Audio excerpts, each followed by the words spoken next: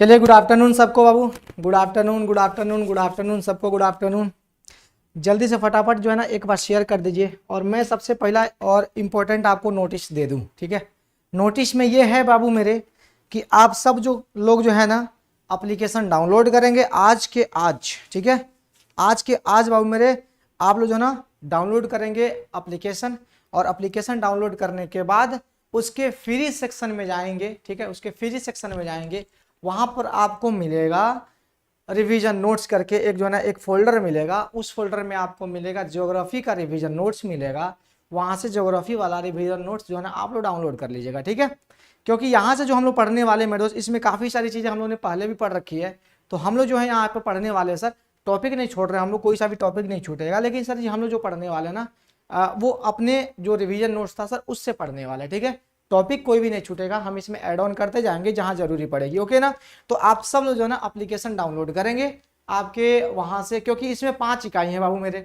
अब सोच लो भैया मेरे इकाई 5 है, और इस इकाई में इकाई 5 में इकाई 5 है, 5 गो खंड है मेरे दोस्त, 5 चैप्टर है। और उससे भैया मेरे पूरे ज्योग्राफी से आपके प्रश्न पूछे जाते हैं मात्र 22 नंबर के।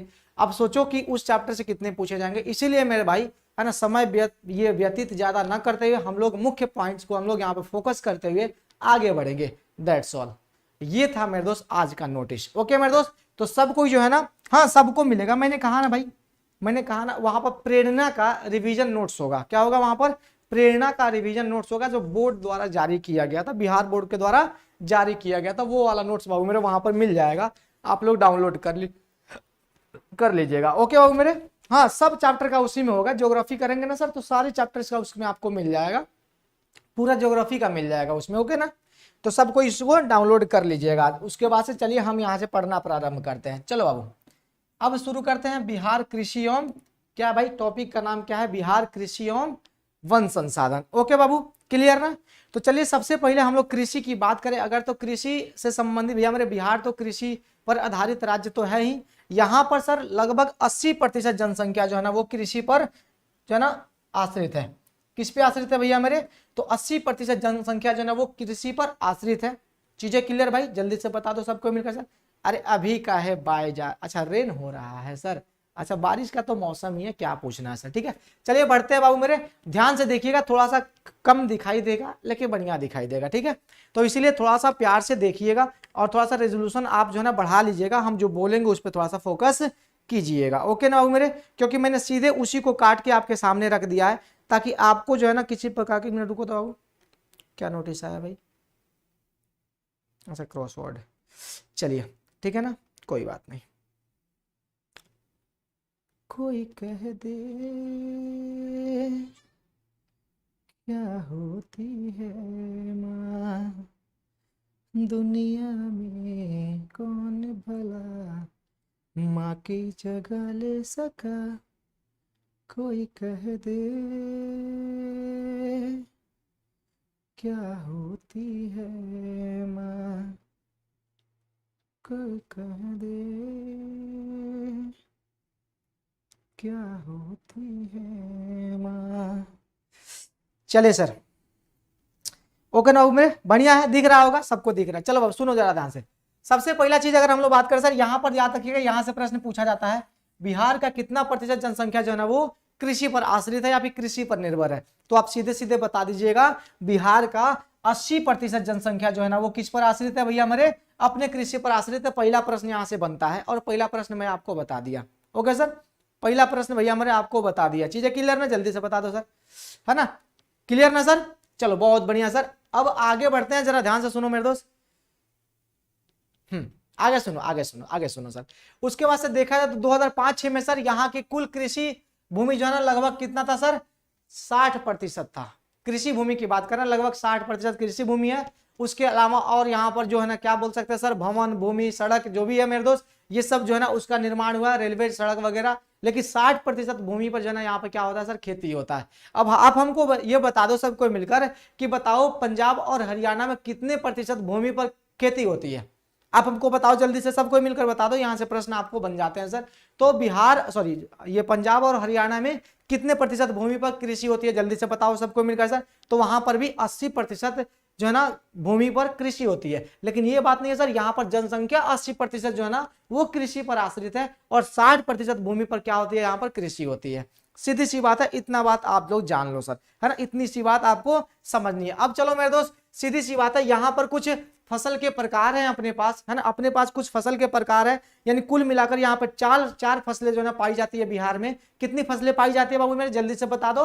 तो बिहार में कुल मिला के 4 प्रकार की फसलें पाई जाती है। कितने प्रकार के बाबू मेरे, तो 4 प्रकार की फसलें जो है ना वो पाई जाती है। चलो बताओ जल्दी से, बिहार में कितने प्रकार की फसलें पाई जाती है बाबू मेरे, तो 4 प्रकार की फसलें जो है ना वो पाई जाती है। 4 प्रकार की, है ना, फसलें जो है ना यहाँ पर पाई जाती है। 4 प्रकार की फसलों में सबसे पहला जो है ना वो क्या होता है सर, भदई होता है, दूसरा नंबर अगहनी होता है, तीसरा नंबर रबी होता है और चौथा नंबर क्या होता है सर, गरमा होता है ना। तो 4 प्रकार की फसलें होती है, जिसमें पहला नंबर उंगली पर गिनो, पहला नंबर भदई होता है, दूसरा नंबर अगहनी होता है, तीसरा नंबर रबी होता है, चौथा नंबर क्या होता है, गरमा होता है। तो सबसे पहले देखो मेरे दोस्त की भदई जो है ना वो क्या है मेरे भाई, तो भदई जो है ना मई जून में जो है ना इसकी बुआई होती है। इसकी बुआई कब होती है बाबू मेरे, तो इसकी बुआई जो है ना मई जून में होती है सर। कब होती है भाई, मई जून में जो है ना इसकी बुआई होती है। किसकी बुआई, भदई की बुआई जो है ना वो मई जून में भैया हमारी इसकी बुआई होती है और उसके बाद से इसकी कटाई अगस्त सितंबर में बाबू मेरे हो जाती है ना, अगस्त सितंबर में भैया मेरे हो जाती है। और इसमें प्रमुख फसल कौन कौन से आ जाते हैं, तो भैया मेरे धान भी आ जाएंगे, मकई आ जाएंगे, ज्वार आ जाएंगे, बाजरा आ जाएंगे, जूट आ जाएंगे और क्या आ जाएंगे मेरे दोस्त, सब्जी वगैरह जो है ना इसके अंतर्गत बाबू मेरे आ जाते हैं। तो ये कौन से फसल है, तो ये भदई फसल बाबू मेरे होते हैं। अब इसके अतिरिक्त अगर हम लोग बात करें तो जूट की भैया मेरे खेती होती है ना सर, देख लो मेरे दोस्त, है ना, जूट की और सब्जी की ये अतिरिक्त फसल है मेरे दोस्त, है ना, ये अतिरिक्त फसल। लेकिन मेन फसल की बात करें तो मेन फसल अपना धान है, मकई है, ज्वार है, बाजरा है, ये सब जो है ना मुख्य फसल है। भदई वाला मामला क्लियर, पूछा जाएगा कब बुआई होती है, कब कटाई होती है, आपसे पूछा जाएगा इसकी बुआई कब होती है और कटाई कब होती है, तो आप बताओगे। ओके ना बाबू मेरे, यस। आगे देखते हैं सर, अगहनी की बात करें तो अगहनी मध्य जून से लेकर अगस्त के बीच में इसकी बुआई होती है। जून जुलाई अगस्त यानी इसी के मध्य में बाबू मेरे इसकी बुआई होती है। किसकी सर, तो अगहनी की। और नवंबर से दिसंबर में बाबू मेरे इसकी कटाई हो जाती है। कब होती है बाबू मेरे, तो नवंबर से लेकर दिसंबर में भैया मेरे इसकी जो है ना कटाई हो जाती है। और इसी अगहनी को जो ना हम लोग खरीफ फसल भी कहते हैं। इस अगहनी को भैया मेरे हम लोग क्या कहते हैं, जरा ध्यान से सुनना मेरे दोस्त, इस अगहनी को ही हम लोग क्या कहते हैं, अगहनी को ही भैया हम लोग क्या कहते हैं मेरे दोस्त, इसको कहते हैं खरीफ फसल। क्या कहते हैं हम लोग, खरीफ,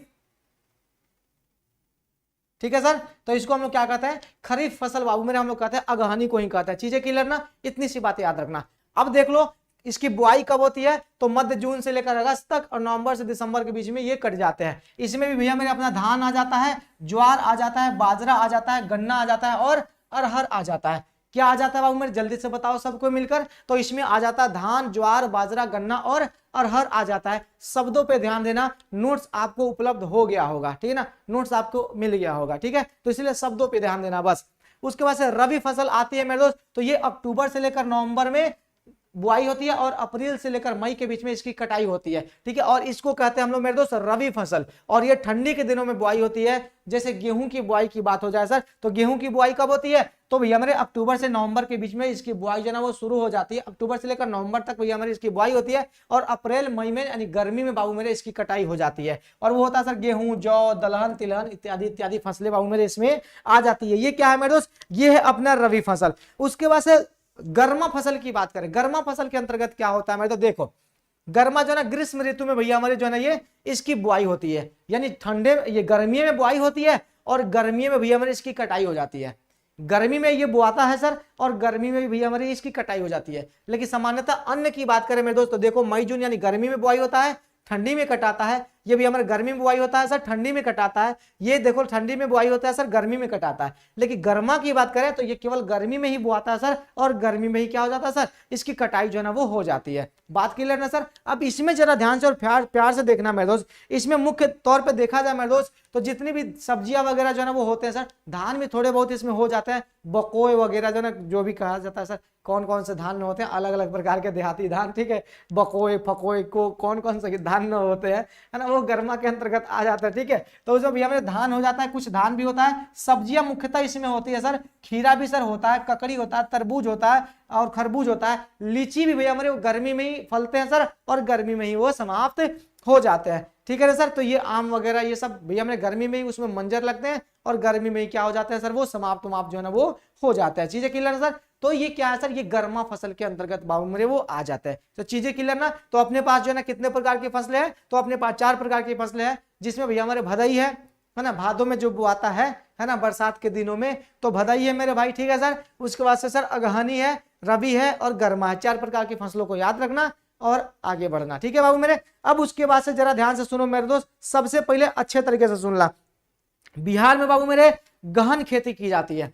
बिहार में ना इंपॉर्टेंट तथ्य है बाबू मेरे, बिहार में भी हमारे किस प्रकार की खेती होती है, तो गहन खेती होती है। अब गहन खेती कहने का मतलब समझना मेरे भाई कि 2 फसलों के बीच में जो है ना एक फसल को लगा देना, है ना। 2 फसलों के बीच में जो अंतराल बचता है ना, जो अंतराल बचता है उसके बीच में कुछ लगा देना। जैसे भैया मेरे धान कटता है तो आलू भी उसमें लगाया जाता है मेरे दोस्त, आलू, और इसी बीच में मक्का लगा के भैया हम लोग मक्का की भी उपज ले लेते हैं। तो ये क्या होता है मेरे दोस्त, ये गहन खेती बाबू मेरे होता है। समझ रहे हो सर, ये क्या होता है, ये अपना गहन खेती होता है। तो गहन खेती समझ गए, तो बिहार में गहन खेती होती है मेरे दोस्त, है ना। जो 2 ये सीजनों के बीच में जो गैपिंग होता है ना, उसमें कोई नया फसल लगा के हम लोग उसकी उपज ले लेते हैं। और सबसे बढ़िया भैया मेरे अपना मक्का होता है, मक्का की हम लोग उपज ले लेते हैं। उसके बाद से मक्का कटने के बाद जो है ना गेहूं की बुआई शुरू हो जाती है। बस इतनी सी बात है। बोलो समझ में आई? आगे बढ़े। आगे भैया हमारे देखो, अब अपने पास जो ना कुछ खाद्य फसलों के बारे में हम लोग थोड़ा सा जानते हैं सर, यानी खाने वाले फसल। कौन से फसल भाई मेरे, खाने वाले फसल। आप लोग स्वयं बताओ सर, खाद्य फसलों के अंतर्गत कौन कौन से फसल आते हैं। चलो बताओ सबको मिलकर, खाद्य फसलों के अंतर्गत भैया हमारे कौन कौन से फसल आते हैं, बताओ बताओ सबको मिलकर बताओ। ओके जल्दी से बताओ सर, कौन कौन से फसल बाबू मेरे आ जाते हैं इसमें। तो देखो मेरे दोस्त, प्रमुख रूप से हम लोग पढ़ने वाले हैं, जिसमें हम लोग देखने वाले सर धान देखने वाले हैं, गेहूं देखने वाले हैं, दलहन देखने वाले हैं, मक्का देखने वाले, तिलहन देखने वाले। क्या भैया मेरे हम लोग कृषि में इन सबको नहीं पढ़ा है, बताओ। पढ़ा है ना हम लोग ने सर। पिछले वाला जो कृषि हम लोग ने पढ़ा था चैप्टर नंबर 2, क्या उसमें हम लोग ये नहीं पढ़ा था सर, इकाई 2 में। तो बिल्कुल हम लोग ने सब पढ़ा है भाई मेरे, छोड़ा हम लोग कहा है सर, बिल्कुल सब पढ़ लिया हम लोगों ने। तो थोड़ा थोड़ा जो है ना इधर उधर से थोड़ा सा एक्स्ट्रा नॉलेज इसमें मिलेगा, जो बिहार से संबंधित होगा हम लोग उसमें फोकस करेंगे, सीधी सी बात है, समझ रहे हो ना। तो चलो, तो खाद्यान्न फसलें करने के बाद जो खाने वाली फसल होते हैं, तो धान की बात करें मेरे दोस्त, तो अब समझना मेरे दोस्त, लगभग जो है ना सभी राज्यों के भैया हमारे, आप कहते हो सर पूरे राज्य में जो है ना ये लगभग खेती होती है धान की। पूरे राज्य करने का मतलब अपने बिहार की बात कर रहे हैं, बिहार के लगभग सभी क्षेत्रों में जो है ना ये धान की थोड़े बहुत खेती बाबू मेरे होती है, समझ रहे हो। लेकिन प्रमुख उत्पादक की बात करें मेरे दोस्त, तो पश्चिम चंपारण है।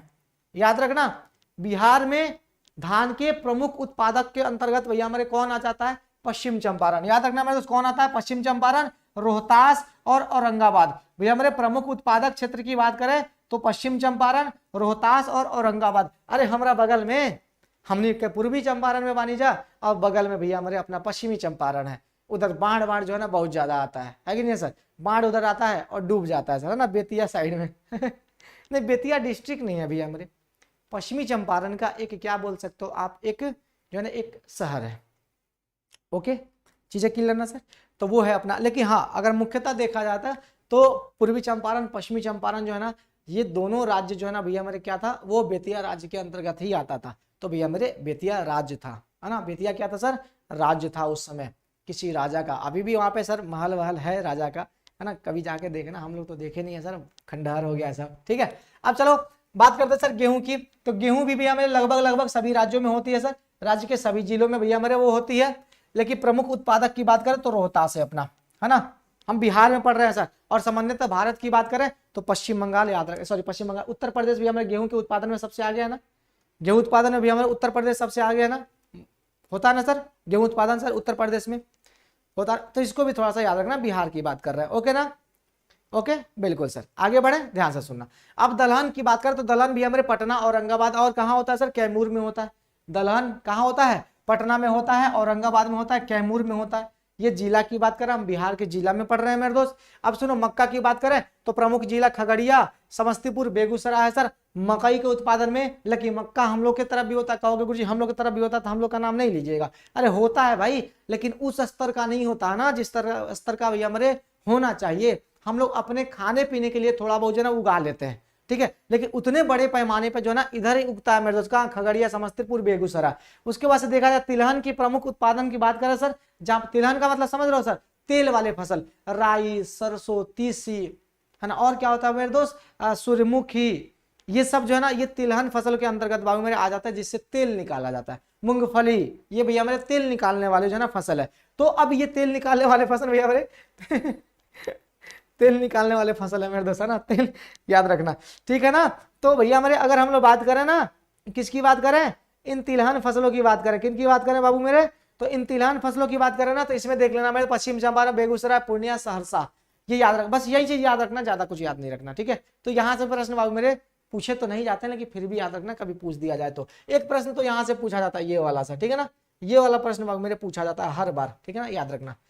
आगे देखते हैं मेरे दोस्त, अब कुछ व्यवसायिक फसलें हैं जिसका उत्पादन केवल और केवल हम लोग अपने व्यवसाय के लिए करते हैं, कमाने के उद्देश्य से भैया हमारे हम लोग करते हैं। सीधी सी बात है सर, सीधी सी बात है, हम लोग जिसका उत्पादन व्यवसाय के पर्पज से करते हैं, केवल रुपया पैसा कमाने के लिए करते हैं सर, ठीक है ना। तो वैसे फसलों में गन्ना आ जाता है। गन्ना तो हम लोग खाने में इस्तेमाल तो करते नहीं है भाई, कि हम लोग गन्ना उपज कर लिए और घर पे लाके जाना उसको बैठ के सब परिवार खा रहे हैं, ऐसा तो है नहीं। तो गन्ना का उत्पादन भी हमारे किस लिए होता है, व्यवसाय के लिए होता है। साथ में ये जूट, भैया हमारे जूट की बात कर रहे हैं, जिसको गोल्डन क्या कहते हैं मेरे दोस्त, फाइबर कहते हैं, हाँ, सुनहरा रेशा कहते हैं जिसको। तो जूट का उत्पादन भी घर में लाके तो हम लोग कुछ उसका काम तो करते नहीं है मेरे दोस्त, अपने घर में हाँ थोड़ा बहुत इस्तेमाल हो जाता है रस्सी वस्सी बनाने के लिए, बाकी तो उसका इस्तेमाल होता नहीं है घर में। तो व्यवसाय के लिए तंबाकू सब कोई घर में खाता तो है नहीं सर, सब्जियां फल एवं मसाले कितना सब्जियां लगाओगे सर घर पे खाने के लिए। तो व्यवसायिक फसल भैया हमारी ये कुछ है, जिसमें गन्ना की बात करें तो गन्ना पश्चिम चंपारण, ये प्रश्न बाबू मेरे एक बार पूछा गया था, बिहार के किस जिले में गन्ना का उत्पादन सबसे अधिक होता है। ऑप्शन में ये रहेंगे मेरे दोस्त, पश्चिम चंपारण, गोपालगंज, पूर्वी चंपारण। तो इसमें सबसे ज्यादा भैया हमारे कौन से महोदय आ जाएंगे, पश्चिम चंपारण में गन्ना का उत्पादन सबसे अधिक होता है। समझे कि नहीं समझे, इसीलिए सबसे ज्यादा चीनी मिल उधरे था सर, है ना, पश्चिमी चंपारण में सबसे ज्यादा चीनी मिलता है ना। पूर्वी चंपारण में ले दे के मोतिहारी में एक था सर, बंद हो गया। एक हमारे सटहा जो है ना चीनी मिलता, वो भी बंद हो गया बगल में, ठीक है सर, हमारे गांव के बगल में था, वो भी ले दे के बंद हो गया, ठीक है ना। और क्या पता कहाँ कहाँ है सर। चलो सुगौली में भी है सर। तो अब उसके बाद से जूट की बात करें सर, जूट बोले तो पटुआ, ये पूर्णिया में होता है बाबू मेरे, कटिहार में होता है, मधेपुरा में होता है, किशनगंज में होता है, सहरसा, मधुबनी, दरभंगा, समस्तीपुर, ये जूट का उत्पादन होता है। लेकिन प्रश्न जूट वाला यहाँ से नहीं आएगा, जूट वाला यहाँ से आएगा कि भारत में सबसे अधिक जूट का उत्पादन कहाँ होता है, बता दो सबको मिलकर सर, चलो बताओ जल्दी से, है ना, भारत में सबसे अधिक जूट का उत्पादन बाबू मेरे कहाँ होता है, चलो बताओ सबको मिलकर कहाँ होता है, बताओ बताओ, है ना।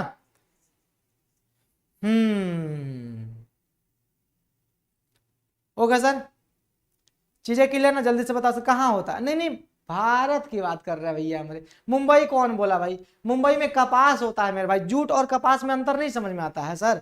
कपास से भैया हमारे सूती वस्त्र बनते हैं, जूट से बनेला बोरा, चट्टी के बोरा, रस्सी और भी अन्य कामों में उसका इस्तेमाल होता है, ठीक है ना सर। तो उससे बनता है सर रस्सी, जूट बने पटुआ, है ना, हम उसकी बात कर रहे हैं। तो ये पश्चिम बंगाल में होता है सर जूट, ठीक है, पश्चिम बंगाल में ज्यादा होता है, समझ रहे हो ना सर, याद रखना, भूलना मत। तंबाकू की बात करें मेरे दोस्त, तो तंबाकू याद रखना, समस्तीपुर, वैशाली, पटना, दरभंगा, भागलपुर, मुंगेर, मुजफ्फरपुर के दियारा क्षेत्र में भी हमारे ये वाला प्रश्न पूछा गया था सर, ठीक है ना सर।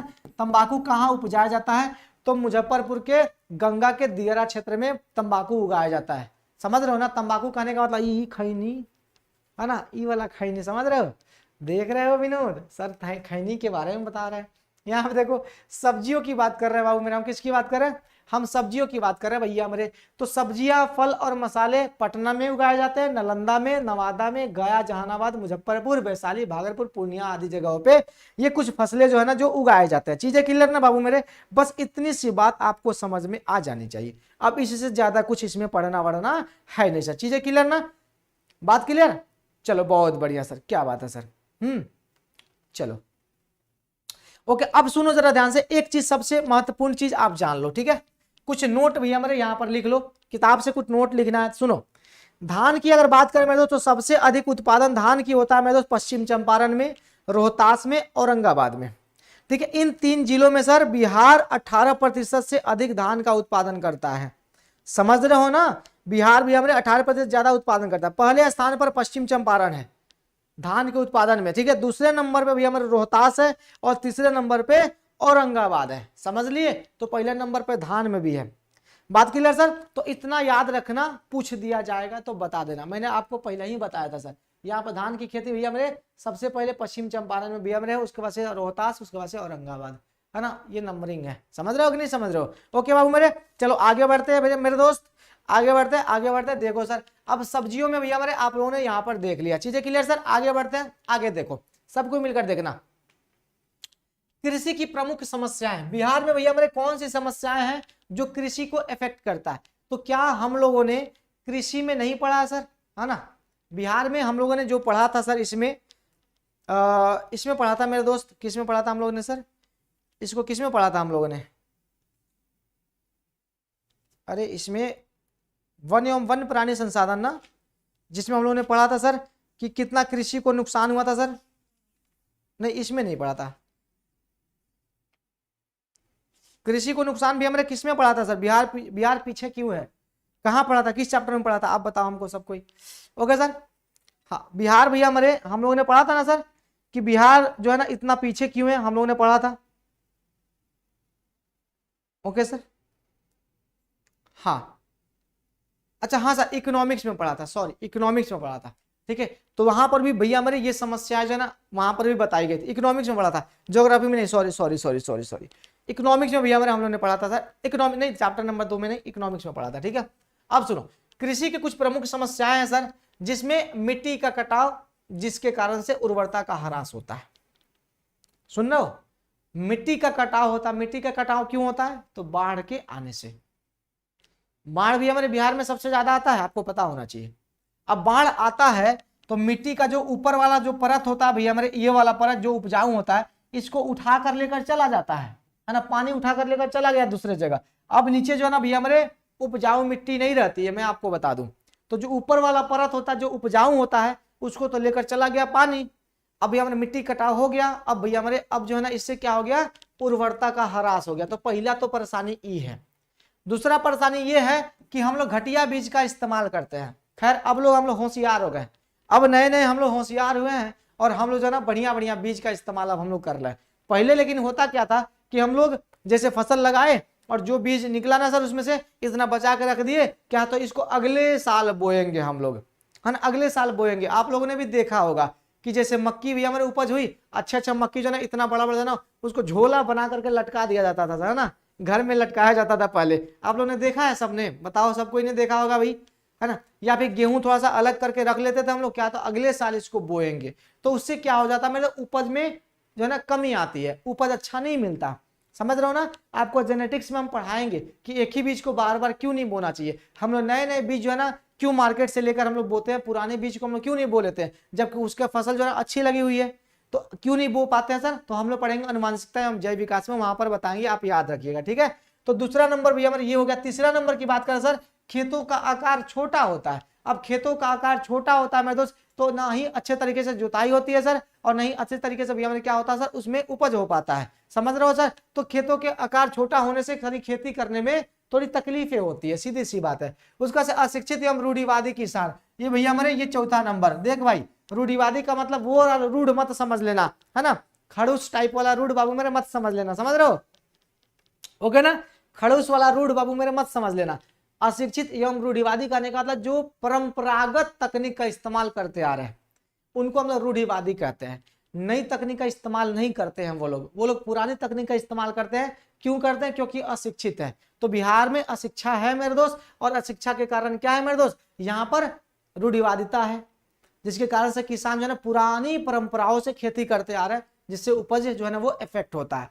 और चौथा पांचवा नंबर की बात करें सर, बाढ़ एवं सिंचाई की समस्या। बाढ़ तो है ही है सर, बाढ़ के कारण तो फसलें डूब ही जाती है, या फिर सर ये बाढ़ के कारण फसलें डूब जाती है, और जब तेज धूप होता है तो सुखाड़ आ जाता है। सुखाड़ के समय में सिंचाई की कोई व्यवस्था नहीं होती है, इसके कारण भी क्या हो जाता है सर, अपना जो है ना उपज इफेक्टेड होता है। अब ये हमारे नवीन तकनीक एवं यंत्रों का कम उपयोग, तो रूढ़िवादिता है अपने पास, तो नई नई तकनीकों का इस्तेमाल भी हम लोग कम करते हैं। समझ रहे हो? तो नई नई तकनीकों का इस्तेमाल भी हम लोग कम करते हैं, क्योंकि भैया में रूढ़िवादिता है और अशिक्षा है यहाँ पर, तो इसी कारण से हम लोग कम जो है ना नई तकनीकों का इस्तेमाल। लेकिन अब हम लोग कर रहे हैं, अब हम लोग क्या कर रहे हैं, अब हम लोग भैया हमारे कर रहे हैं, अब हम लोग भैया हमारे नई नई तकनीकों का इस्तेमाल कर रहे हैं। पावर टिलर आ गया है ना। अब भैया ये रोटर बेटर जो है ना वो होता है सर, ये जुताई होती है उससे सर। अब जब धान बोने वाला जो वो आ गया सर, अब सभी किसान जो नई नई बीजें जो है ना वो खरीद खरीद के बोते हैं अपने खेतों में। अब ठीक है सर, है ना, ये पहले की बात है, लेकिन अब ठीक है। लेकिन बाढ़ पे नियंत्रण तो नहीं है ना, सुखाड़ पे नियंत्रण तो नहीं है ना, ये चीजें तो है ना भैया मेरे। तो ये इफेक्ट बाबू मेरे ये करता है। तो नई नई टेक्नोलॉजी का इस्तेमाल बाबू मेरे, हाँ रोटावेटर, है ना, ये जानते हो ना सर, ऐसे ऐसे चलता है, ऐसे ऐसे चलता है सर, और मतलब एकदम जो है ना पाउडर बना देता है मिट्टी को। सबने देखा है सर, हमारे घर भी है ना, खेती वेती होती है भाई। चलो आगे बढ़े बाबू मेरे। तो ये कृषि से संबंधित भैया मेरे क्या है सर, समस्याएं हैं। तो इन समस्याओं को आपको समझना होगा, ठीक है सर। अब सुनो जरा ध्यान से, सबसे पहला चीज पेज नंबर निकाल लेना 216, निकालो निकालो निकालो निकालो, जल्दी से निकालो भैया मेरे, पेज नंबर 216 बाबू मेरे निकालो, जल्दी से निकालो। निकाल लिए क्या, पेज नंबर 216 निकाल लिए। अब भैया मेरे इसमें पढ़ो, क्या आप जानते हैं हमें कुछ पॉइंट्स बाबू मेरे आपको दिया गया है, तो सुनना। बिहार का भौगोलिक क्षेत्रफल लगभग जो है ना 93.6 लाख हेक्टेयर है, जिसमें से 64 लाख हेक्टेयर जो ना बाढ़ ग्रस्त है। देख लो मेरे दोस्त, 93.6, इसको 94 मान लेते हैं। 94 लाख में से 64 लाख तो बाढ़ में डूबा हुआ है, बाढ़ प्रभावित क्षेत्र है। उधर फसल कैसे उगेगा बताओ, समझ रहे हो सर, उधर फसल कैसे उगेगा। 94 लाख लगभग है, इतना भूमि है अपने पास, कृषि योग्य भूमि है। भौगोलिक क्षेत्र की बात हो रही है सर, पूरे भौगोलिक क्षेत्र की बात हो रही है, पूरे क्षेत्रफल की बात हो रही है। इसमें से 64 लाख तो भैया मेरे क्या है अपना बाढ़ प्रभावित है। हम लोग भैया मेरे खुशनसीब, हमारे तरफ बाढ़ जो है ना वो नहीं आता है ना, हमारे तरफ बाढ़ बाबू मेरे नहीं आता, समझ रहे हो, है ना।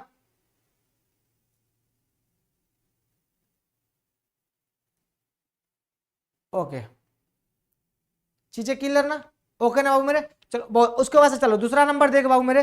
दूसरा नंबर ये कहा जा रहा है कि कुल भौगोलिक क्षेत्र बोले तो 59.36% ही केवल बुआई क्षेत्र में आता है। 40% से अधिक जो है ना कृषि क्षेत्र अनुपयोगी रह गया है। कृषि क्षेत्र भैया हमारे अपने पास मान लो अगर 100% की बात कर रहे हैं सर, तो उसमें से मात्र जो है ना लगभग 60% जो है ना उसी पर खेती होती है, बाकी 40% जो है ना वो व्यर्थ है, वो भी हमारे इस्तेमाल में नहीं है। उसके बाद से 9.41 हेक्टेयर भूमि पर भी हमें जल जमाव है ना, जल जमाव हो जाता है मेरे भाई, उसमें भी खेती नहीं होती है।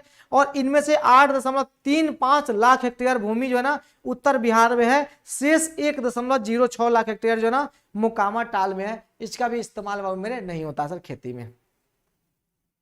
अच्छा, गंगा के दियारा का क्या अर्थ है, तो गंगा के दियारा कहने का मतलब गंगा के जो है ना, गंगा नदी है ना उसके आसपास का जो क्षेत्र होता है ना उसको दियारा कहते हैं। क्या कहते हैं मेरे दोस्त, उसको दियारा कहते हैं, जिधर बाढ़ बाढ़ ज्यादा आता है, समझ रहे हो सर। यानी किसी भी नदी का जो अगल बगल का जो क्षेत्र होता है ना वो होता है सर दियारा, जिधर बाढ़ बाढ़ जल्दी जल्दी आता है, नदियां टूट जाती है सर, बाढ़ आ गया सब डूब गया, हर उसको कहते हैं दियारा क्षेत्र, समझ रहे हो सर, उसको क्या कहते हैं दियारा क्षेत्र कहते हैं। चीजें अब समझ गए ना सर, दियारा क्षेत्र वाला मामला यही है ना, समझे, समझ गए ना, वही है, दूसरा कुछ नहीं है सर, है ना। गंगा के भी हमारे अगल बगल जो है ना, अगल बगल का जो क्षेत्र होता है उसको दियारा क्षेत्र कहते हैं, नदी के अगल बगल का क्षेत्र। ओके, तो गंगा नदी के अगल बगल है तो गंगा का सर, ब्रह्मपुत्र के अगल बगल होगा तो ब्रह्मपुत्र का दियारा क्षेत्र, नर्मदा के अगल बगल होगा तो नर्मदा का दियारा क्षेत्र, समझ रहे हो सर। तो अगल बगल में जो भी होगा ना क्षेत्र उसको दियारा ही कहते हैं। ओके, चलो आगे बढ़े। अब इसके बाद बिहार देश का तीसरा बड़ा सब्जी उत्पादक राज्य है। Important point should be noted milord, है ना। बिहार जो है ना देश का तीसरा सबसे बड़ा सब्जी उत्पादक राज्य है, समझ रहे हो, बहुत बढ़िया सर। अब सुनो, बिहार देश का सबसे बड़ा अमरूद एवं लीची उत्पादक राज्य है। भैया हमारे यहाँ पर अमरूद का भी उत्पादन होता है और लीची का भी उत्पादन होता है। बिहार देश का सबसे बड़ा लीची उत्पादक राज्य है। मुजफ्फरपुर का लीची भूल गए का जी, नहीं ना भूले हो, हाँ भैया हमारे याद रखना, चीजें क्लियर ना सर। तो ये हो गया मेरे दोस्त, क्या ये कुछ इंपॉर्टेंट तथ्य था जिसमें दो चीज आपको याद कर लेना है। बिहार जो ना देश का तीसरा सबसे बड़ा सब्जी उत्पादक राज्य है और सबसे बड़ा जो है ना अपना अमरूद और लीची उत्पादक है, याद रखना, मुजफ्फरपुर का लीची। ओके, आगे बढ़ते हैं। सुनो भाई, कृषि कैलेंडर का मामला क्या है मेरे दोस्त, आप कह सकते हो वर्ष भर में विभिन्न फसल जो है ना ऋतुओं के अनुसार लगाई जाती है और अगली फसल के लिए जो है ना खेती तैयार करना, उसको हम लोग क्या कहते हैं मेरे दोस्त, कृषि कैलेंडर कहते हैं। जैसे होता है ना मेरे दोस्त, हमारे लिए कैलेंडर बनाया गया है कि हाँ आज 1 तारीख है, 1 तारीख को ये दिन पड़ता है, इस दिन को जो है ना ये वाला काम करना है। तो हम लोग का क्या है मेरे दोस्त, एक कैलेंडर बना हुआ है, ठीक है। तो हमारे लिए भी कैलेंडर है, तो कृषि का भी तो कुछ कैलेंडर होगा ना कि अच्छा इतना से इतना दिन के बीच में ये वाला फसल की बुआई हो गई, अब ठीक है इतना से इतना दिन में हम लोग को खेती को तैयार करना है, फिर उस फसल के लिए हमको खेती तैयार करना है, खेत को तैयार करना है, फिर उस फसल को लगा दिए, कटाई हो गई सर, फिर अब देखना भैया हमारे अब कब जो है ना अगला फसल लगने वाला है, उसके लिए फिर हम क्या करेंगे, खेतों को तैयार करेंगे। तो ये जो साइकिल होता है ना मेरे दोस्त, ये क्या है अपना, यही तो है कृषि कैलेंडर।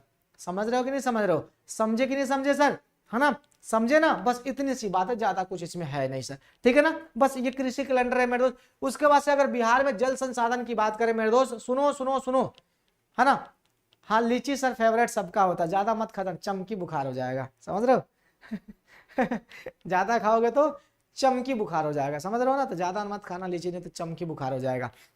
ओके बाबू मेरे, तो चलिए आगे जरा देखते हैं सर। ओके सुनो, तो सबसे बड़ी चीज भाई यहाँ पर, अब जल संसाधन की बात करें तो बिहार में 2 प्रकार के जल जो है ना वो उपलब्ध है, एक तो धरातलीय जल और दूसरा भूमिगत जल। धरातलीय जल में की बात करें सर तो इसमें नदियां हैं सर, तालाब है, और क्या है सर जलाशय बोले तो पोखर वगैरह जो है ना इसमें है।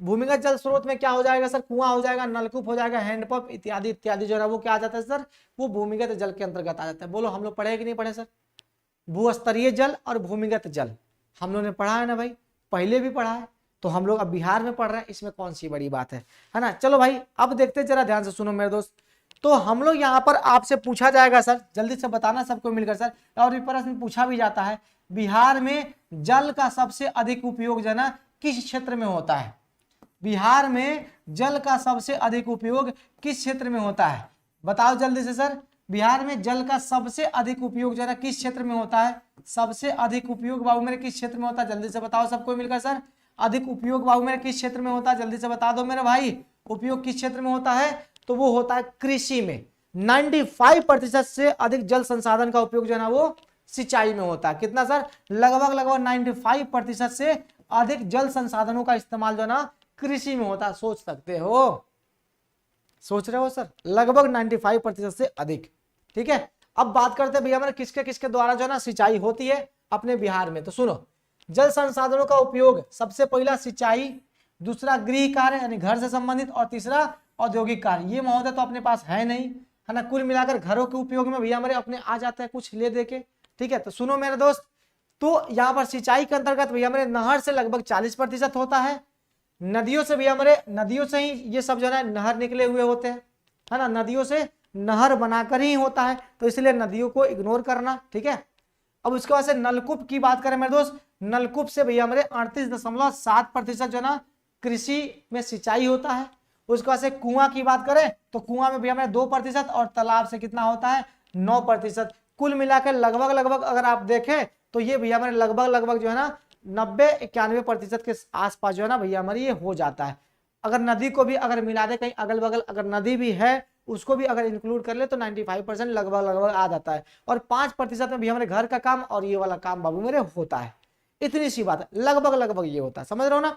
तो याद रखना कि नहरों से भी सिंचाई होती है, नदी घाटी से भी सिंचाई, नदियों से भी थोड़े बहुत सिंचाई हो जाते हैं, क्योंकि नदी घाटी परियोजना से नहर ही तो निकाले जाते हैं ना, और नहर निकालकर सिंचाई की व्यवस्था की जाती है। इतनी सी तो बात है, नलकूप की बात है और कुआं की बात है और तालाब की बात है। तो कुल मिलाकर 90-91% जो है ना लगभग लगभग ये पूरे हो जाते हैं सर, जहां से सिंचाई बाबू मेरे होती है। चीजें क्लियर, बोल बाबू, हो गया ना। अब देखते हैं भैया हमारे कहाँ किससे किससे होता है, कहाँ कहाँ भैया हमारे किस। अच्छा सुनो, एक सर नदी घाटी परियोजना की हम लोग बात कर लेते हैं, सबसे इंपॉर्टेंट बाबू मेरे नदी घाटी परियोजना की बात कर लें तो थोड़ा सा ध्यान से और प्यार से सुनिएगा। ओके बाबू मेरे, यहाँ पर बहुत ही आजादी से पहले की नहरें जो है ना उसके बारे में थोड़ा सा चर्चा कर लेते हैं।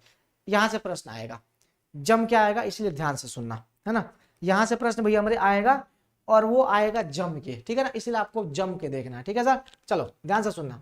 सोन नहर की बात कर रहे हैं मेरे दोस्त, तो बिहार की पहली आधुनिक सिंचाई परियोजना, सुन रहे हो क्या, बिहार की सबसे पहली जो है ना ये सिंचाई परियोजना है सर, आधुनिक परियोजना बोले तो लेटेस्ट, है ना, ये तो लेटेस्ट न्यूज है। ठीक है, सुनो, इससे जो है ना कब भैया हमारे 1874 में डिहरी पर भैया हमारे बांध बना के जो है ना ये परियोजना शुरू की गई थी। कब, 1874। तो याद रखना सोन नहर परियोजना भी हमारे कब शुरू की गई थी, 1874।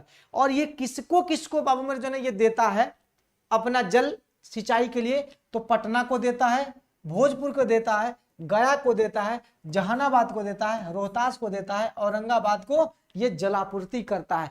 कौन नहर बाबू मेरे, सोन नहर। और ये आधुनिक जल परियोजना था सर। ये कौन सा भी हमारे सिंचाई परियोजना है, तो आधुनिक है मेरे दोस्त। कब शुरुआत की गई थी इसकी, 1874, डेट याद रखना।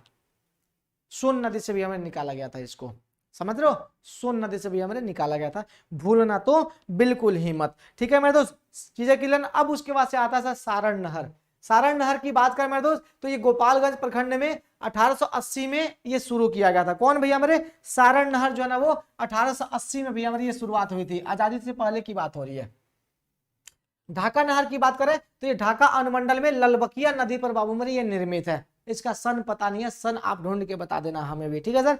तो ये ललबकिया नदी पर भैया मेरे याद रखना, ये प्रश्न पूछा जाएगा ढाका नहर जो है ना वो किस नदी पर है, तो ललबकिया नदी पर। कैसा नदी का नाम है यार मस्त नाम है ना सर, ललबकिया, समझ रहे हो? ललमुनिया समझ रहे हो कि नहीं समझ रहे हो सर? तो ललबकिया नदी पर भैया हमारे ये निर्मित है कौन सर? ढाका नहर। त्रिवेणी की बात करें सर तो पश्चिम चंपारण में 1903 ईस्वी में त्रिवेणी नहर जो है ना, कब बाबू मेरे? पश्चिम चंपारण में 1903 ईस्वी में गंडक नदी पर बाबू मेरे यह निर्मित की गई थी। तो आपसे पूछ दिया जाएगा कि त्रिवेणी नहर जो है ना वो किस नदी पर विकसित किया गया सर? तो ये जो है ना ये गंडक नदी पर। कब? तो 1903 में। कब बाबू मेरे? 1903 में। फिर आपसे पूछा जाएगा बताओ सर गंडक नहर इसकी शुरुआत तो वाल्मीकि नगर के पास जो है ना बांध बनाकर जो है ना तिरहुत एवं सारण नहर का जो है ना निर्माण किया गया था, जो पानी देता है सारण, चंपारण, मुजफ्फरपुर और दरभंगा जिलों को ये पानी जो है ना ये पहुंचाता है। समझ रहे हो सर? तो इतनी सी बात है मेरे भाई। उसके बाद से एक और आ जाता है सर कोसी नहर, तो हनुमान नगर के पास आपको पास है सर, नेपालवा के लगे सर, नेपाल के लगे है ये, है ना। तो हनुमान नगर के पास जो है ना बांध बनाकर नहरों का निर्माण किया गया, और ये भी हमारे किसको किसको पानी देता है? तो ये पानी देता है पूर्णिया को, सहरसा को, मधेपुरा को, दरभंगा आदि जिले को ये पानी पहुंचाता है। और विद्युत का भी उत्पादन होता है, जिसको हम लोगों ने पहले पढ़ रखा है।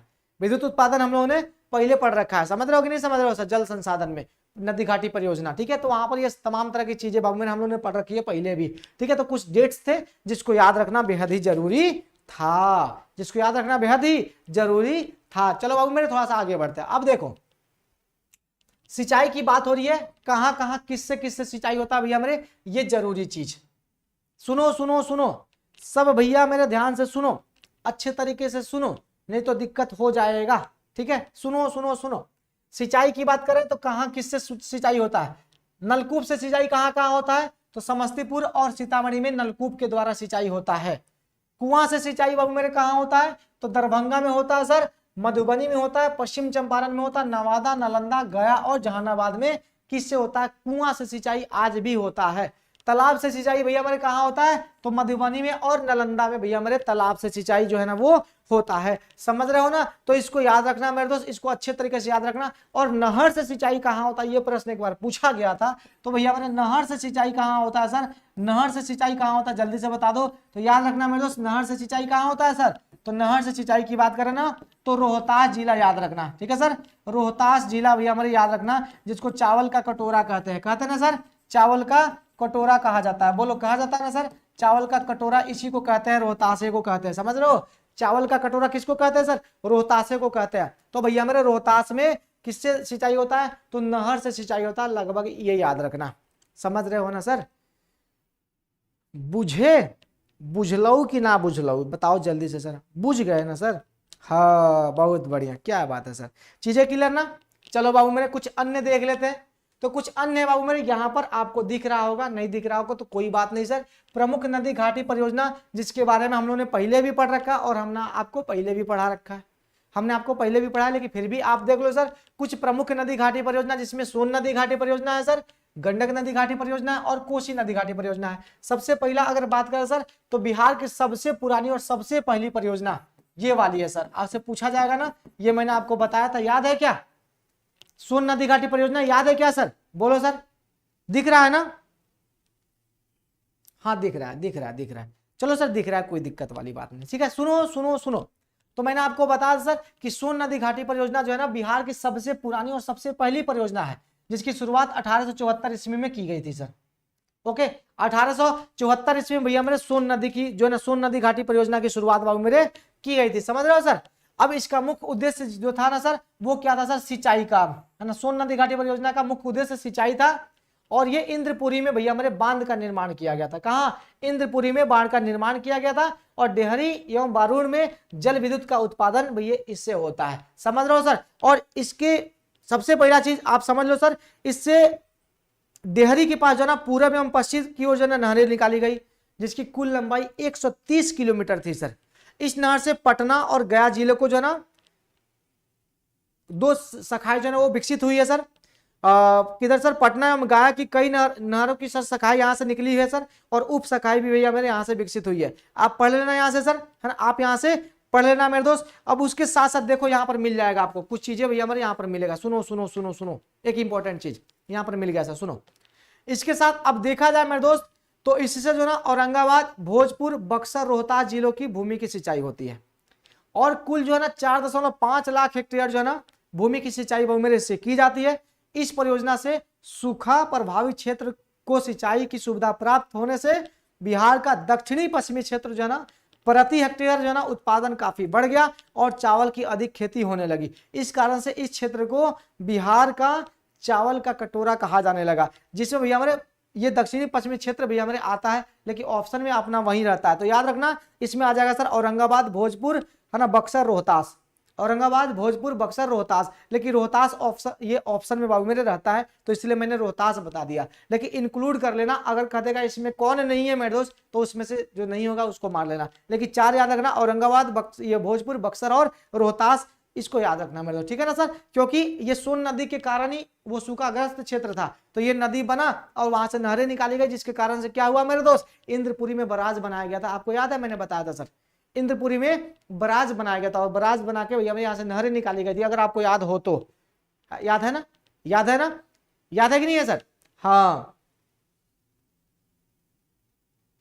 अरे नलकूप भैया हमारे जो है ना, वो जो है ना, वो क्या बोलते हैं सर, वो पनिया इसमें से डाल के मेरे दोस्त, किसमें सर, है ना, अरे वो बोरिंग करके सर, बोरिंग वाली बात है sir, boring, pumping set, pumping set की बात हो रही है सर।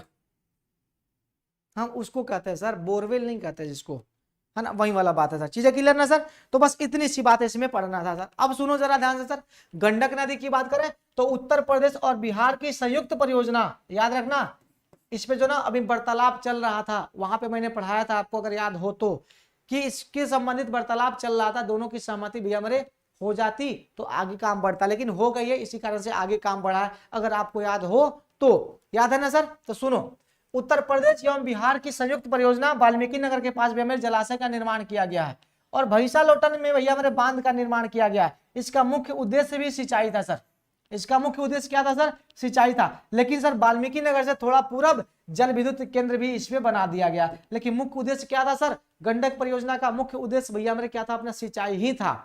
दूसरा बात करें कोसी परियोजना, ये 1955, हाँ ये वाला प्रश्न मेरे पूछा था, याद रखना, प्रश्न में कंफ्यूज मत होना, मैं स्टार मार्क यहाँ पे डाला हूं बहुत सारा, यहाँ से एक बार प्रश्न पूछा गया है कि कोसी नदी की बात हो रही है, तो 1955 में ये आरंभ हुआ था। कब हुआ? आरंभ हुआ था बाबू मेरे, तो ये 1955 में बाबू मेरे ये आरंभ हुआ था, याद रखना, सुनो सुनो सुनो, आरंभ हुआ था, ठीक है। लेकिन इसकी कल्पना जो है ना वो की गई थी कब बाबू मेरे? 1896 में।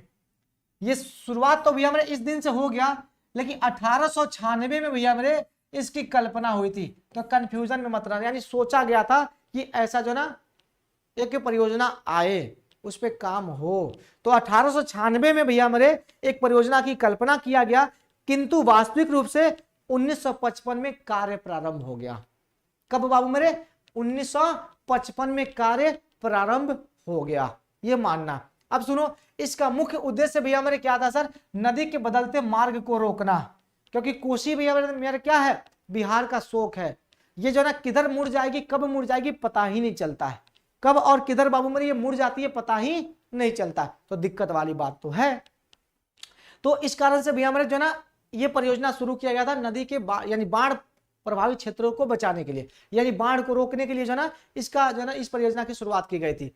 हनुमान नगर के पास भैया मेरे बैराज बनाया गया है, बैराज बोलो तो बड़ा वाला बांध, ठीक है, और सिंचाई कार्य के लिए नहरें भी इससे निकाली गई है। अब सुनो, 1963 में सर कोसी बैराज का निर्माण हुआ था, याद रखना ये प्रश्न, 1963 में कोसी बैराज का क्या हुआ था? निर्माण हुआ था, और पूर्वी कोसी नहर पर जल विद्युत उत्पादन कार्य भी यहाँ पर हो रहा है। बस यहाँ पर क्या हो रहा है सर? कुछ जल उत्पादन कार्य भी बाबू मेरे यहाँ पर हो रहा है। चीजें क्लियर सर? जल्दी से बताओ।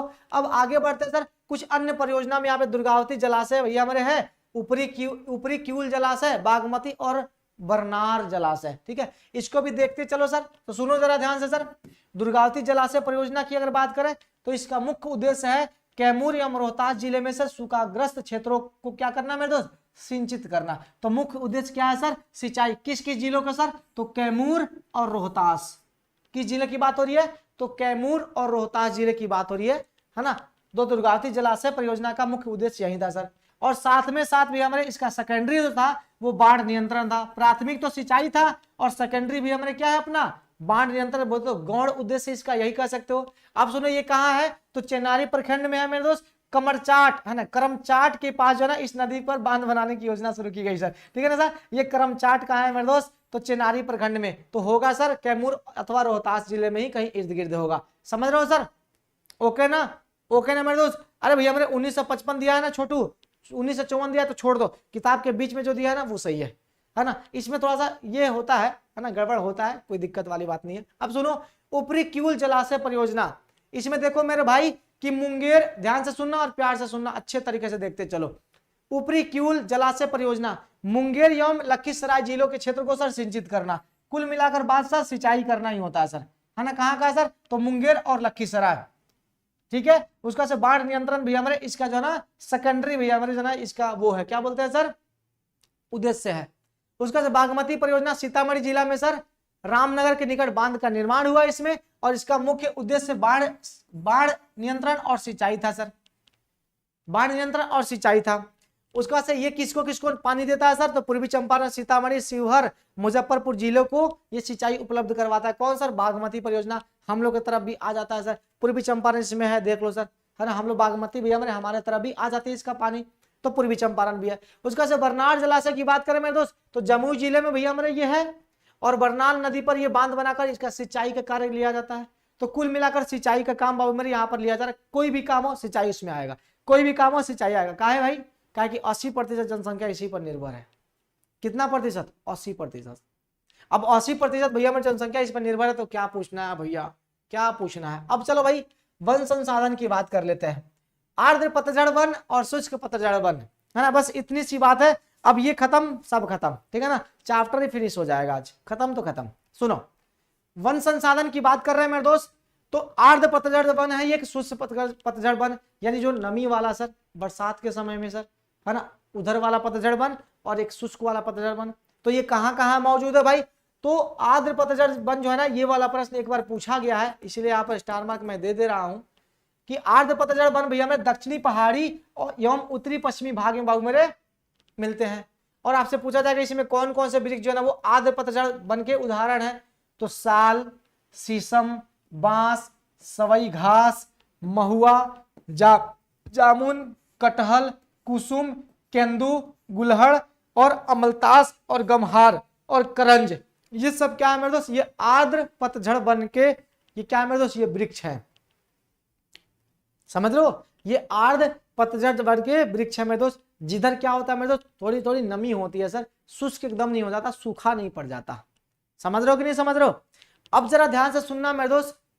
अब शुष्क पतझड़ वन ये पूर्वी मध्यवर्ती और दक्षिण पश्चिमी पहाड़ी प्रदेश में पाए जाते हैं। इसके कुछ वृक्ष है मेरे दोस्त, खैर है, बहेड़ा है, पलास है, महुआ इसमें भी आता है, अमलतास इसमें भी आता है, शीशम इसमें भी आता है, नीर इसमें भी आता है, और हरे बहेरा नाम तो सुना ही होगा सर, है ना, नाम तो सुना ही होगा। तो ये वृक्ष का नाम याद रखना, शुष्क पतझड़ वन का वृक्ष कौन है और आर्द्र पतझड़ वन का वृक्ष बाबू मेरे कौन है। चीजें क्लियर ना? बस इतनी सी बात है मेरे भाई।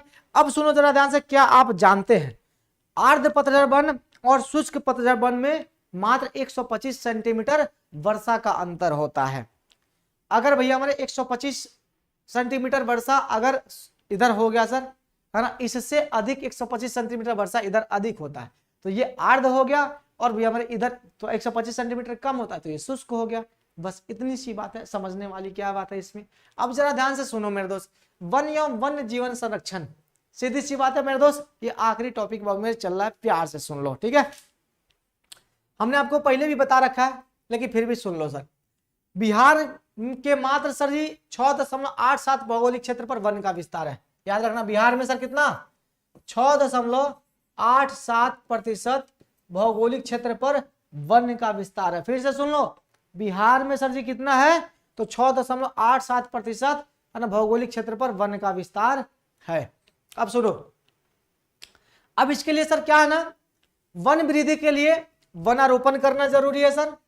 समुदाय आधारित वन प्रबंधन एवं संरक्षण योजना, सामाजिक वानिकी व्यवसायिक वानिकी पर जो है ना वो जोर दिया जा रहा है। नीतीश कुमार जब से आए हैं ना वृक्षारोपण खूब करवाए हैं, जम के भैया हमारे वृक्षारोपण जो है ना बाबू मेरे वो करवाए हैं, इतना वृक्षारोपण करवाए हैं कि कुछ जो है ना सुधरा है ना, कुछ सुधरा स्थिति। ठीक है सर, तो ये जो है ना क्या है मेरे दोस्त, इसमें ना अपना क्या वन वृद्धि करने के लिए आपको जो है ना वनारोपण तो करना ही करना है सर। समुदाय आधारित वन कहने का मतलब जैसे आम का पेड़ लगा रहे हैं तो खाली आमे का लगा रहे हैं सर, साल का वृक्ष लगा रहे हैं सर तो खाली साल का वृक्ष लगा रहे हैं, शीशम का लगा रहे हैं तो खाली शीशम का लगा रहे हैं, सागवान का लगा रहे हैं तो खाली सागवान का लगा रहे हैं। ये समुदाय विशेष वृक्ष हो गया सर, ठीक है ना। उसके बाद से संरक्षण योजना भी चलाया गया सर कि वनों की कटाई कम से कम हो। यहाँ पर अधिक कृषि योग्य भूमि है मेरे भाई, इसी कारण से वन यहाँ पर कम है। ठीक है, तो यहाँ पर कुछ वन जो है उसके संरक्षण के लिए योजना चलाया गया। सामाजिक वानिकी कहने का मतलब भैया हमारे जो वन खुद से लगाए जाते हैं तो सामाजिक रूप से भैया हमारे वन लगाए जाते हैं। और उसके बाद से कुछ जो है ना व्यवसायिक वानिकी भी है जिसका काम भैया हमारे उससे उपज लेना है ना, उससे उत्पाद लेना और व्यवसाय करना। जैसे आम का बगीचा लगा दिए हम, है ना, लीची का बगीचा लगा दिए सर, शीशम लगा दिए, उससे भी भैया हम लोग क्या करते हैं काट कूट के जो है ना बेचते हैं। सागवान लगा दिए, उसके बाद से और क्या होता है सर, सेकुआ होता था सर, वही ना होता है सर, साल लगा दिए। ये सब क्या है, चंदन की लकड़ी लगा दी है सर ना, ये सब व्यवसायिक लकड़ी होती है सर।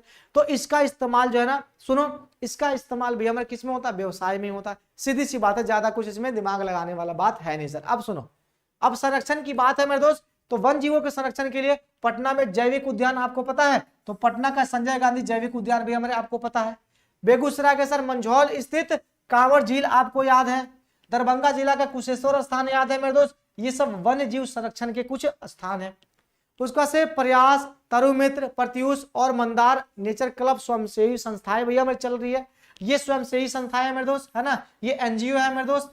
ये एनजीओ है जो क्या करता है, जो नेचर को बचाता है, यानी वन्य जीवों को बचाने का काम भी हमारे करता है। ये बिहार में चल रही है, ऐसी भी संस्थाएं चल रही है जो बिहार में क्या कर रही है मेरे दोस्त, वन्य जीवों के संरक्षण में ये कार्यरत है। तो बस इतनी सी बातें, इसमें ज्यादा कुछ फोकस नहीं करना है। एक बार जो मैंने नोट्स दिया है उसको एक बार पढ़ लेना, उसमें से कुछ डेट्स होगा वही याद कर लेना, क्योंकि इसमें चैप्टर है टोटल 5, और 5 चैप्टर से भी हमारे प्रश्न कितने पूछे जाएंगे, 2 या 3 प्रश्न बाबू मेरे पूछे जाएंगे। वो भी ऑब्जेक्टिव में एक आध प्रश्न पूछ लिए जाएंगे, और भी हमारे एक प्रश्न जो है ना आपको पूछ लिए जाएंगे सब्जेक्टिव में। तो इसलिए परेशान होने की जरूरत नहीं है। जो मैंने नोट्स आपको बोला है सर, जाके एप्लीकेशन डाउनलोड करो, वहां से फ्री वाले सेक्शन में जाना, रिवीजन नोट्स वहां पर होगा, ज्योग्राफी वाला डाउनलोड कर लेना, और उसमें कृषि और वन संसाधन आप जाके देख लेना। ठीक है, तो यहाँ से चैप्टर आपका होता है द इंड। क्या होता है भैया हमारे, यहाँ से चैप्टर होता है द इंड हो जाता है। ठीक है, तो चीजें क्लियर ना भाई, क्लियर। तो आपको कल जो है ना अगला चैप्टर का आपको वीडियो मिलेगा, सुन भाई, खनिज और ऊर्जा संसाधन का कल मिलेगा वीडियो, इसका ऑब्जेक्टिव नहीं मिलेगा। ऑब्जेक्टिव जब हम आएंगे ना सर तो करवाएंगे, समझ रहे हो। तो इसका मिलेगा आपको, कल मिलेगा वीडियो। ठीक है, तो कल हम सुबह में चले जाएंगे घर। ठीक है सर, तो कल सुबह में आपको मैथ्स से पढ़ाएंगे सर। मैथ्स पढ़ाने के बाद जो है ना हम आपको इसका वीडियो रिकॉर्ड कर देंगे, और रिकॉर्ड करने के बाद आपको जो है ना मिल जाएगा। ये 2 पेज का चैप्टर है मेरे दोस्त, ये खत्म हो जाएगा 15 से 20 मिनट में। तो खंड ख भी खत्म हो जाएगा। उसके बाद से बिहार में उद्योग और परिवहन थोड़ा सा बड़ा चैप्टर है जिसके बारे में हम लोग को पढ़ना है। ठीक है ना, चीजें क्लियर ना। तो चलिए बाय बाय सबको, फिर मिलते हैं हम लोग 6:30 बजे वाले क्लास में। तब तक के लिए take care, have a nice day. Okay बाबू, नोट्स पढ़ लेना एक बार सब कोई, फिर से बोल रहा हूँ, इस चैप्टर को मत पढ़ना, नोट्स पढ़ लेना। नोट्स पढ़ लो कि हो जाएगा काम। ठीक है, जो रिवीजन नोट्स बाबू मेरे दिया गया ना उसको पढ़ देना, चीजें क्लियर ना। अच्छा शिवम भाई, शक्ति संसाधन का नोट्स नहीं मिला है क्या? अच्छा चेक करते हैं उसको, अगर नहीं मिला होगा तो हम डलवा देंगे, या फिर नहीं होगा तो बना के डलवाएंगे। ठीक है ना, चलो बाबू, ठीक है ना। तो चलिए कोई बात नहीं, इसका जो है ना आप लोग पढ़ लीजिएगा। ठीक है, तो चलिए टेक केयर, और फिर मिलते हैं 6:30 बजे अपने 2012 वाले क्वेश्चन बैंक में। ठीक है, तो चलिए बाय बाय, टेक केयर, और मिलिए मेरे दोस्त घमासान में। ओके ना, थैंक यू।